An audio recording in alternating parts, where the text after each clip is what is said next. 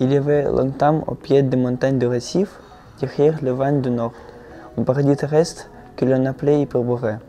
C'est là, au pied de l'autre montagne Mérou, que s'est étendue la mer Lactique, au centre de laquelle se trouvait la grande île de Châteauvillain, île Blanche. Y avait-il des hommes courageux et de reins, éloignés de tout mal, merveilleux d'apparence, pleins de force vive. Leurs yeux sont forts, commandement des hommes élèves.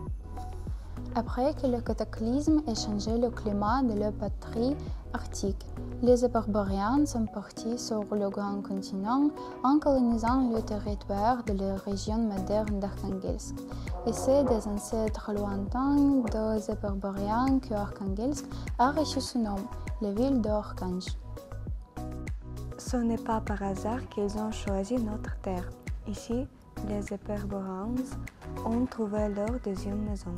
Le cours de leur nouvelle patrie est également devenu une île, Kegostrov, ou bien l'île de Kego. Et d'ici, les hommes allés ont fait leur expédition sur des ailes argentées dans l'Arctique. On les appelle pilotes polaires. Parmi les premiers étaient Mikhail Vodopyanov et Vassili Makotkin. En mars 1936, ils ont volé d'ici en effectuant leur vol outre-long de Moscou, à la baie de Tikaya sur le sol de Franz Joseph. Les exploits des hommes allés ont inspiré les garçons et les filles de tout le pays. Leurs rêves dans nos ciels sans fond étaient réalisés par le descendant des Hyperboréens.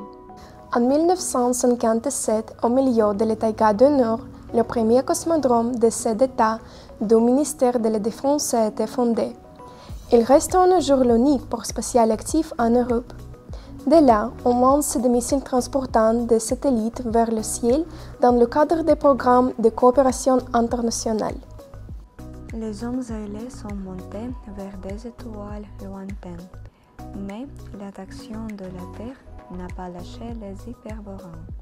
La maison paternelle est la Terre paradisiaque. Derrière le vent du Nord continuait, les a attirés par leur mystère. Et le prunelle de la ville au bord de la mer Blanche fait face de l'Arctique, regarde la patrie ancestrale de l'Arctide. Et des caravanes de navires sont allés le long du bord de glace éternelle, en surmontant le froid et le vent. Et les avions à la recherche de la terre perdue ont coupé le rayon des aurores boréales. Et les gens courageux et audacieux ont franchi les confins de l'inconnu.